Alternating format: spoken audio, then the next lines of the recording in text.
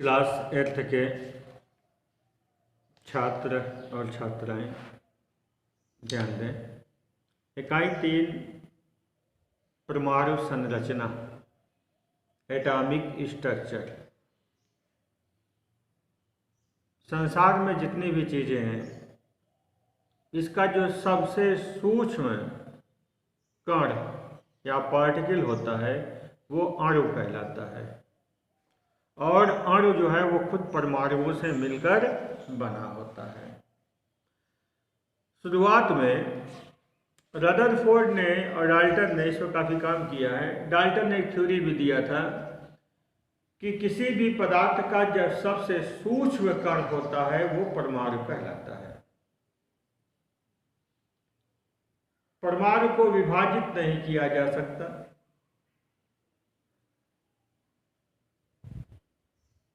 और समान तत्वों के जो परमाणु होते हैं सभी गुणों में समान होते हैं। अलग अलग तत्वों के परमाणु अलग अलग होते हैं। परमाणु अविभाज्य है, ना इसे उत्पन्न किया जा सकता है और ना ही नष्ट। परमाणु सरल अनुपात में मिलकर के यौगिक परमाणु बनाते हैं। यह सिद्धांत था, काफी दिनों तक यह सिद्धांत मान्य था।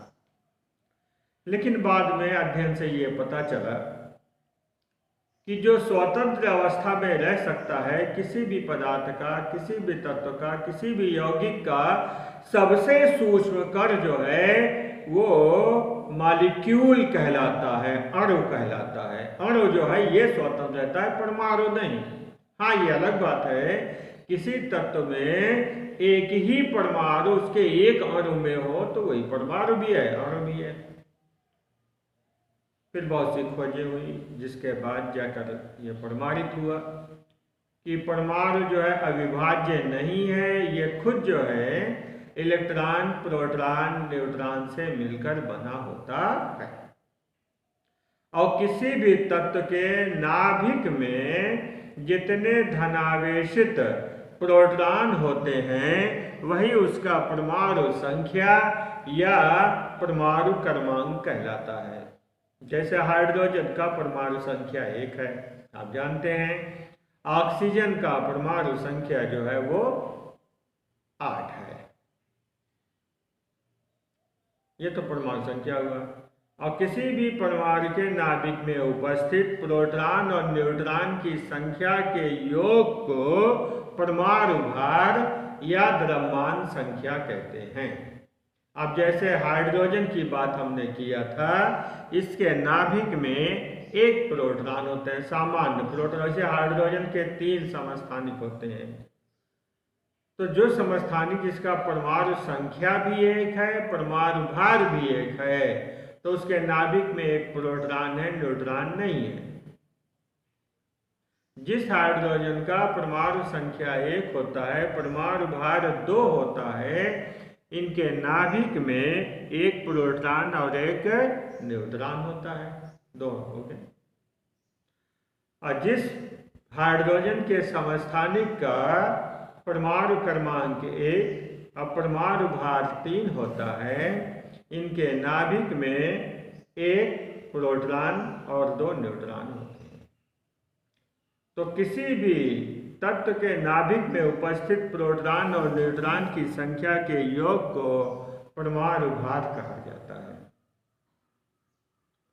और किसी तत्व के ऐसे परमाणु जिनके परमाणु संख्या समान और परमाणु भार अलग अलग होते हैं समस्थानिक कहलाते हैं।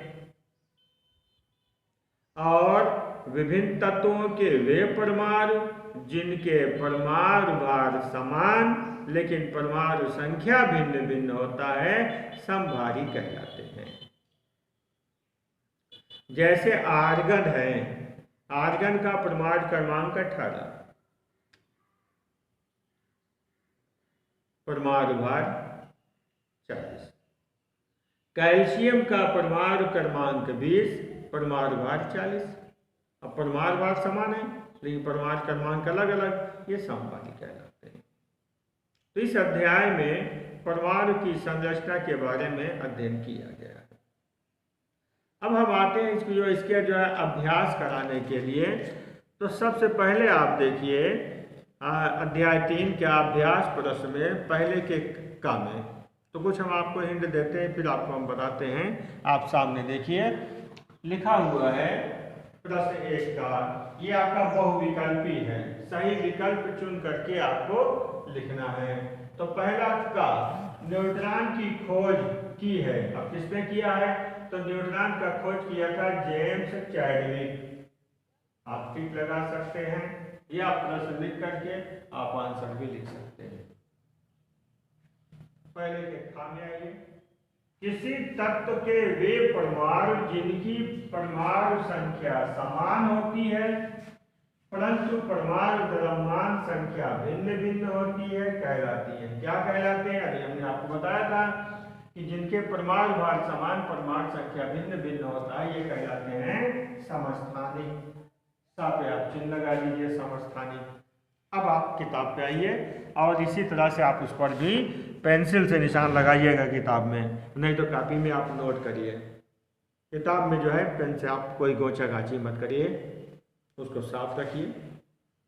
ठीक, 2 हो गया। अब तीसरे में आते हैं आपके किताब से। प्रश्न 1 ग, जल में ऑक्सीजन की संयोजकता होती है। अब जल में ऑक्सीजन की संयोजकता 1, 4, 3, 2, ये आपके उत्तर है। अब इसमें से सही विकल्प छांटना है। तो जल में ऑक्सीजन की संयोजकता होती है, सही है द, यानी 2 लिखा है। नंबर द पे देखिए, संयोजकता 2 होती है, द वाला सही है। ऐसे देखिए अगले में लिखा गया है घ में, न्यूट्रॉन पर आवेश होता है धन आवेश, ऋण आवेश, कोई आवेश नहीं, कभी धन आवेश कभी ऋण आवेश। ये विकल्प है, आपको सही चुनना है। तो पहले के घ में देखिए, न्यूट्रॉन पर आवेश होता है, कोई आवेश नहीं, सा वाला सही है आपका। इस पर आप निशान लगा सकते हैं। आइए प्रश्न 2 में आइए आप, अभ्यास प्रश्न 2 में। निम्नलिखित कथनों में से सही के सामने सही तथा गलत के सामने गलत का चिन्ह लगाइए। मिल गया होगा। अब देखिए, सही और गलत के निशान लगाने हैं।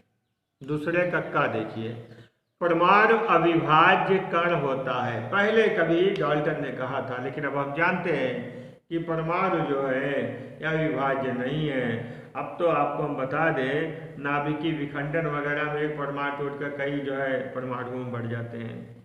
दूसरी बात, ये इलेक्ट्रॉन प्रोटॉन न्यूट्रॉन से मिलकर बना है। तो दूसरे का परमाणु अविभाज्य कण नहीं है, गलत है। आप इस पर क्रॉस कट्टम कोट का निशान लगा दीजिए। किसी परमाणु के नाभिक में उसका द्रव्यमान होता है, ये सही है, इस पर आप सही का चिन्ह लगा दीजिए। हो गया। दूसरे का देखिए, परमाणु से इलेक्ट्रॉन के निकलने से ऋण आवेश प्राप्त होता है। याद रहे, इलेक्ट्रॉन पर ऋण आवेश होता है तो उसके निकलने पर उस पर धन आवेश आएगा, न कि ऋण। हाँ, किसी में इलेक्ट्रॉन अगर बढ़ता है तब उस पर ऋण आवेश होगा। जिसने उन्होंने लिखा है दूसरे गा में, परमाणु से इलेक्ट्रॉन निकलने से ऋण आवेशित आयन प्राप्त होता है, यह गलत है। आप इसको भी क्रॉस कर दीजिए, काट दीजिए। पेंसिल का इस्तेमाल कीजिएगा कॉपी पर, किताब पर, और नहीं तो आप एक रफ लेकर बैठा कीजिए और पेंसिल उस पर नोट करते जाइए। निशान लगाना है अगर किताब में, पेंसिल का इस्तेमाल आप करेंगे। दूसरे का घ, जल में ऑक्सीजन की संयोजकता 3 होती है। अब ये हमने बताया कि ऑक्सीजन की संयोजकता 2 होती है, ये 3 बता रहे हैं, ये भी आप काट दीजिए, 2 हो गया। अब आते हैं प्रश्न नंबर 3, रिक्त स्थान की पूर्ति कीजिए। इसमें खाली स्थान आपको भरना है। रिक्त स्थान की पूर्ति के लिए पहला में देखिए, 2 या 2 से अधिक परमाणु आपस में मिलकर, अब देखिए 2 या 2 से अधिक परमाणु आपस में रासायनिक संयोग द्वारा जब मिलकर बनाते हैं तो याद रहे, अणु भी कह सकते हो, यौगिक भी कह सकते हो। तो 2 या 2 से अधिक परमाणु आपस में मिलकर अणु बनाते हैं।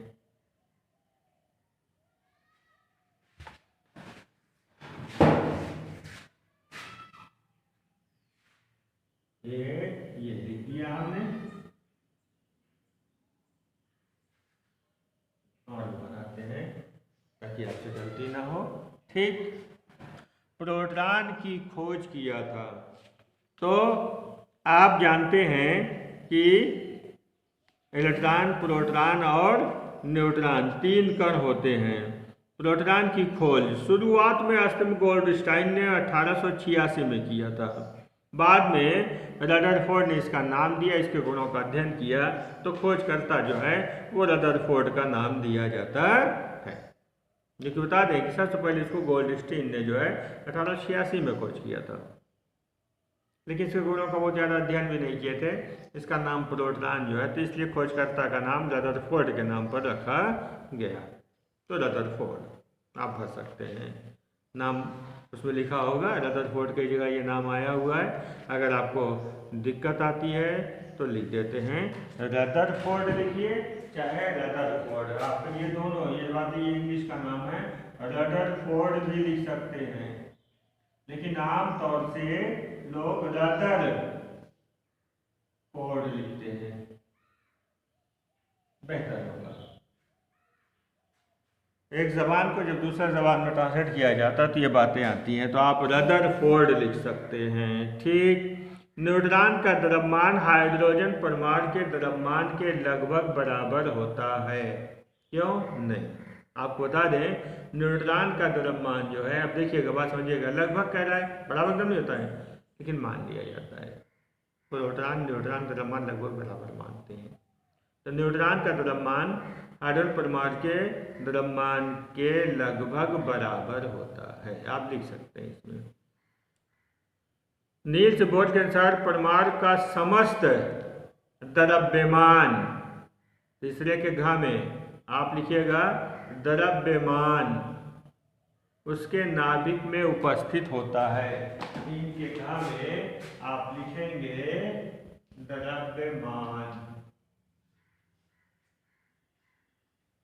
ये आपका हो गया। ठीक। अब इसके बाद चौथे में आते हैं। प्रश्न 4 जो है, इसमें आपको मिलान करना है।